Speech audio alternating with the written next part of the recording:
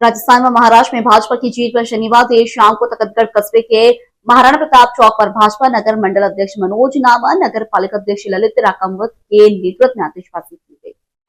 इस मौके पर कैबिनेट मंत्री जोराराम कुमावत, आहोर विधायक छगन सिंह राजपुरोहित के हाथों से आतिशबाजी करवाई। इस मौके पर कैबिनेट मंत्री ने कहा, प्रधानमंत्री नरेंद्र मोदी के नेतृत्व में बीजेपी आगे बढ़ रहा है। राजस्थान में 7 में से 5 सीटों पर जीत पर उन्होंने कहा कि मुख्यमंत्री भजनलाल शर्मा के 10 महीने के कार्यकाल पर जनता ने विश्वास जताया। इस मौके पर नगर महामंत्री दिनेश कुमावत, शेषवल कुमावत, प्रकाश चौधरी, देवराम कुमावत, जयंती जैनम, रमेश माली, राजेश कुमावत समेत बड़ी संख्या में भाजपा कार्यकर्ता एवं नगरवासी मौजूद थे।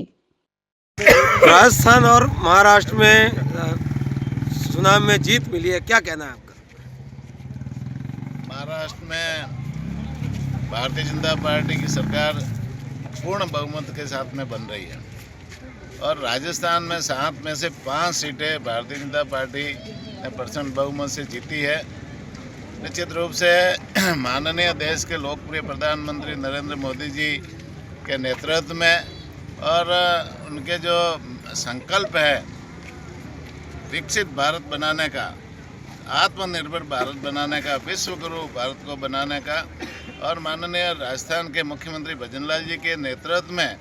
पिछले 10-11 महीनों से जिस तरह से सरकार ने, भाजपा की सरकार ने काम किए,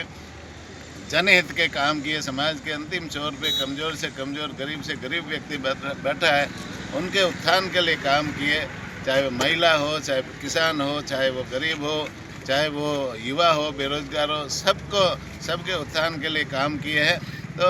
निश्चित रूप से जनता में एक विश्वास पैदा हुआ और जनता ने भारतीय जनता पार्टी के ऊपर विश्वास व्यक्त किया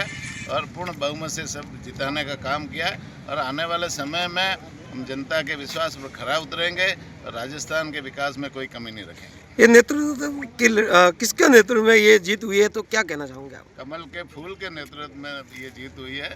और माननीय नरेंद्र मोदी जी के नेतृत्व में जीत हुई है, माननीय भजनलाल जी के नेतृत्व में जीत हुई है। राजस्थान में किसको मानते हैं आप? माननीय मुख्यमंत्री भजनलाल जी हमारे सबके नेता है और उनके नेतृत्व में आज 10 महीनों से जिस तरह से सरकार काम कर रही है और जिस तरह से वो जनता के हित के काम कर रही है, अब आपने देखा होगा जो राइजिंग राजस्थान है, पहली बार किसी सरकार ने पहले साल में राइजिंग राजस्थान का कार्यक्रम रखा है और माननीय मुख्यमंत्री जी पिछले लंबे समय से विदेशी प्रवास पे थे, कई देशों की यात्रा उन्होंने की, चाहे वो इंग्लैंड हो, जापान हो, कोरिया हो या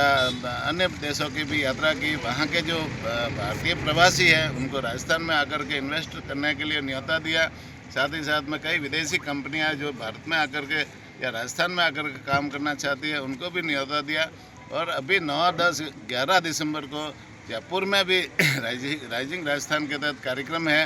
और हर जिलों पर राइजिंग राजस्थान के तहत प्रवासियों को, उद्यमियों को आमंत्रित किया और वहाँ कई हजारों करोड़ रुपए के MOU हुए। तो निश्चित रूप से आने वाले समय में राजस्थान एक विकसित प्रदेश माननीय मुख्यमंत्री जी के नेतृत्व में बनेगा और उसका लाभ राजस्थान की जनता को मिलेगा। ठीक है, धन्यवाद। ये 1 वर्ष के कार्यकाल पर मोहर लगाई है भजनलाल जी के जो कार्य किया है 1 वर्ष में, बजट घोषणा से लेकर 50% संकल्प पत्र को जो पूरा करा है, इसी के कारण आज जनता ने 5 सीटें दी, जिसकी सिर्फ भाजपा के पास में 1 सीटें थी और पिछले कई वर्षों से दूसरी पार्टियों के पास में जो सीटें थी आज भाजपा के पास आई है। तो कहीं न कहीं मोदी जी के पर विश्वास और भजनलाल जी पर विश्वास है, ये इसी के कारण ये राजस्थान की 5 सीटें आई और जिस प्रकार से महाराष्ट्र में एक परचम बहुमत दिया है, ये झूठ पर सत्य की जीत हुई है। जिस प्रकार से कांग्रेस और अन्य उनके सहयोगी जो बातें कर रहे थे उस पर एक कह सकते हैं कि एक बहुत बड़ा जनता ने छाटा लगाया है। इसी के कारण आज करीब 225 के प्लस भाजपा की सीटें महाराष्ट्र में आई है। कहीं न कहीं जनता ने मन बना लिया है कि अब दूसरी कोई पार्टी नहीं चलेगी, भाजपा है तो देश है, यही सबके मन में, ये इस कारण से हम जीते। लोकल से लेकर ग्लोबल तक की खबरों के लिए देखते रहिए सच रिपोर्ट।